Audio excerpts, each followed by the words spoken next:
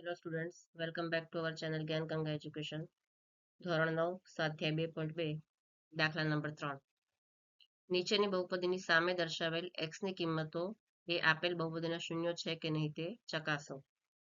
જો અહીંયા પહેલો દાખલો છે, એમાં બહુપદી આપેલી છે 3x plus 1. p of x is equal to 3x plus 1 આપેલું છે. અહીંયા 3x plus 1 છે એ શું છે? બહુપદી. અને x is equal to -1/3 એ શું છે? x ની કિંમત આપેલી છે. તો શૂન્ય છે કે નહીં તો આપણે શું કરવાનું? અહીંયા 3x plus 1 છે ને, ત્યાં આપણે જ્યાં x છે ત્યાં શું લખવાનું? x ની કિંમત લખવાની. જ્યાં x છે ત્યાં શું લખવાનું? -1/3. અને આ સમીકરણનો ઉકેલ, જો બહુપદીનો ઉકેલ 0 આવે તો શું કહેવાનું? કે એ છે એ બહુપદીનું શૂન્ય છે. બરાબર? 0 ન આવે તો શૂન્ય નથી. તો ચલો આપણે ચેક કરી લઈએ. તો જ્યાં x છે ત્યાં શું લખવાનું? આપણે -1/3. તો સૌથી પહેલા લખશું p of x. તો p અને બ્રેકેટમાં શું આવશે? x ની જગ્યાએ આવશે -1/3. બરાબર? Is equal to 3x plus 1. તો 3 અને બ્રેકેટમાં આવશે x ની બદલે -1/3 અને પછી +1. તો બરાબર શું આવશે? ઇઝ ઇક્વલ ટુ અહીંયા 3 3 કેન્સલ થઈ જશે. તો શું બચ્યું? -1 + 1. બરાબર? -1 + 1 બંને કેન્સલ થઈ જાય. તો જવાબ શું આવશે? 0. તો 0 બચ્યા એટલે શું કહેવાય આપણે?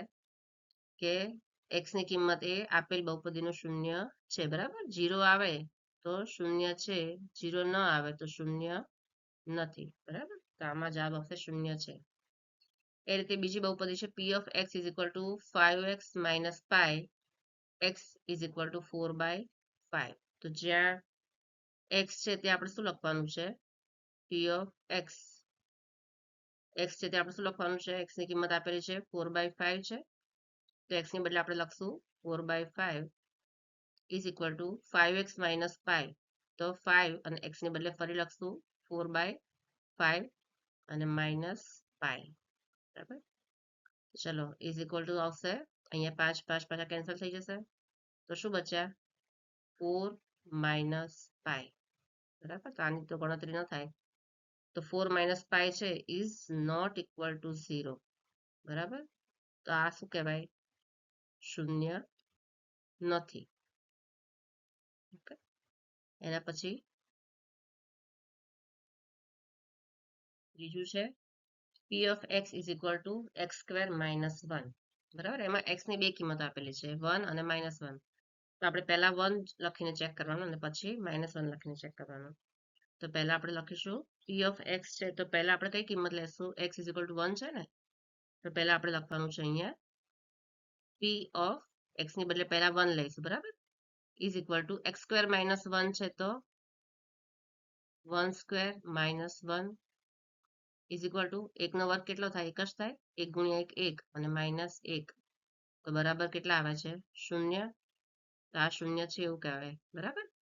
1 છે એ શૂન્ય કહેવાય. હવે કયું બાકી રહ્યું છે? -1. તો આપણે અહીંયા લખશું p of -1. p of -1. જે x છે તે આપણે શું લખવાનું છે? -1 is equal to -1 square અને પછી -1 is equal to -1 into -1. -1 no square કરીએ તો પણ શું આવે? 1 આવે. -1 is equal to આવશે 0. તો આ પણ શૂન્ય છે. એટલે 1 અને -1 બંને કિંમતો શૂન્ય છે. બરાબર? તો માટે અહીંયા શું આવશે? બંને x ની બંને કિંમતો એ આપેલ બહુપદીના શૂન્યો છે. શું લખવાનું? x ની બંને કિંમતો. બરાબર? કઈ? 1 અને -1 એ આપેલ બહુપદીના શૂન્યો છે. પછી ચોથો છે p of x is equal to x plus 1 અને બીજા બ્રેકેટમાં x minus 2. અહીંયા પણ x ની બે કિંમત આપેલી છે. તો આપણે પહેલા શું લેવાનું? પહેલા એકવાર લેવાનું -1 અને બીજી વાર લેવાનું છે 2. બરાબર? બંનેના જવાબ જો શૂન્ય આવે તો બંને કિંમત છે શૂન્ય છે એવું ગણાશે. બરાબર? તો પહેલા આપણે લઈ લઈએ. ચલો p of x ની બદલે પહેલા આપણે શું લઈશું -1, જ્યાં જે x છે ત્યાં આપણે -1 લેશું. હવે બ્રેકેટમાં છે x તેના બદલે -1 અને પછી +1 અને બીજા બ્રેકેટમાં x છે તો -1 અને -2 બરાબર. બરાબર થશે -1 + 1 કેન્સલ થઈ જશે તો શું રહેશે 0 રહેશે અને વચ્ચે બ્રેકેટની વચ્ચે કાંઈ નિશાની નથી એટલે ઇન્ટુ બરાબર. અને અહીંયા શું છે -1 -2 માઇનસ માઇનસ શું થાય પ્લસ થાય પણ નિશાની તો માઇનસની જ રહેશે બરાબર. તો -3 તો 0 ની જોડે કોઈ પણને ગુણીએ તો જવાબ શું આવશે 0 જ આવશે. તો આ એક -1 છે 0 છે. હવે શું બાકી રહેશે 2 p = જ્યાં જ્યાં x છે ત્યાં આપણે શું લખીશું 2 લખી દેવાનું.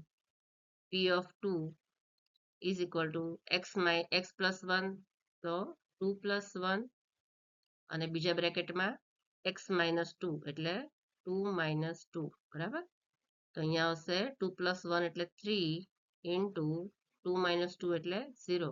ફરી આપણે 0 જોડે ગુણવાના છે 3 ને તો જવાબ શું આવશે 0 જ આવશે.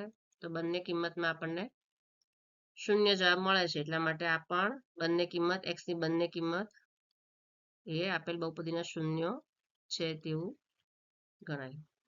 એના પછી આગળ કયો છે 5 નંબર છે p of x = x² અને x ની કિંમત કેટલી છે 0. તો આપણે x જ્યાં છે ત્યાં લખશું 0. તો આવશે p of x ને બદલે 0 = x² એના બદલે લખશું 0². તો શું આવશે 0 નો સ્ક્વેર 0 ની ગમે એટલી ઘાત હોય તો 0 જ આવશે. તો આ પણ 0 છે બરાબર.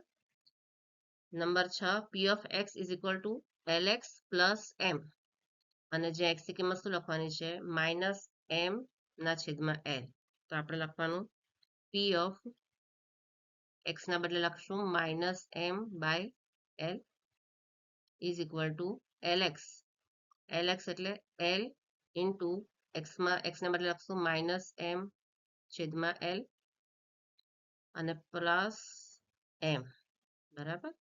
તો = થશે અહીંયા l l બંને કેન્સલ થઈ જશે તો શું રહેશે -m + m. તો જો -m અને +m બંને પણ કેન્સલ થઈ જશે તો અહીંયા રહેશે 0. તો આ પણ 0 છે બરાબર. નંબર 7 છે p of x = 3x² - 1 બરાબર. તો અહીંયા x ની બે કિંમત છે. પહેલી છે -1/√3 અને બીજી છે 2/√3. તો સૌથી પહેલા આપણે શું લખશું x ની જગ્યાએ -1/√3. તો p of x ની જગ્યાએ લખશું -1/√3 = 3x². તો 3 અને x ની બદલે -1/√3 નો સ્ક્વેર અને -1 તો કેટલા થાય આમાં = 3 અને ઇન્ટુ બરાબર બ્રેકેટની અને 3 ની વચ્ચે કાંઈ નથી એટલે ઇન્ટુની સાઇન. -1 નો વર્ગ કેટલો થાય -1 * -1 1 થાય અને નીચે √3 * √3 તો એકલા 3 બરાબર રૂટ જતો રહે અને પછી -1 તો અહીંયા 3 3 બંને કેન્સલ થઈ જશે તો શું બાકી રહ્યું 1 - 1 = 0. તો આ શું કહેવાય 0 મળે એટલે કે બહુપદીનો શૂન્ય છે બરાબર ને આ શૂન્ય છે. અને બીજું આપણે મૂકી જોઈએ કિંમત p of x = p of x ની બદલે શું લખવાનું છે બીજી કિંમત છે 2/√3. એ લખશું 2/√3 = 3x² એટલે 3 * 2/√3 નો સ્ક્વેર અને -1 તો = 3 * 2 નો વર્ગ થશે 4 અને √3 નો વર્ગ થશે 3 અને પછી -1 તો અહીંયા પણ 3 3 કેન્સલ થઈ જશે તો શું બાકી રહેશે અહીંયા 4 - 1 = કેટલા થાય 4 - 1 3 થશે બરાબર. તો 3 છે એ શૂન્ય નથી બરાબર ઇઝ નોટ ઇક્વલ ટુ 0. તો આ છે એ શૂન્ય છે નથી તો શું કહેશું શૂન્ય નથી. પહેલી કિંમત છે x ની -1/√3 એ શૂન્ય છે અને બીજી કિંમત છે 2/√3 એ શૂન્ય નથી. હવે છેલ્લો છે નંબર 8 પર p of x = 2x + 1 કે જ્યાં x ની કિંમત કેટલી છે 1/2, તો જ્યાં x હોય ત્યાં શું લખશું આપણે 1/2, બરાબર. તો p ઓફ x ની બદલે લખવાનું છે 1/2 ઇઝ ઇક્વલ ટુ 2x એટલે 2 1/2 પ્લસ 1 ઇઝ ઇક્વલ ટુ શું થશે અહીંયા 2 બંને કેન્સલ થઈ જશે, તો બાકી શું રહ્યું 1 પ્લસ 1, તો 1 પ્લસ 1 કેટલા થાય 2, તો અહીંયા શૂન્ય મળે છે નથી મળતો, તો શું લખશું કે આ છે બહુપદીનું શૂન્ય નથી, બરાબર. તમારો દાખલા નંબર ત્રીજો પૂરો થાય છે અહીંયા.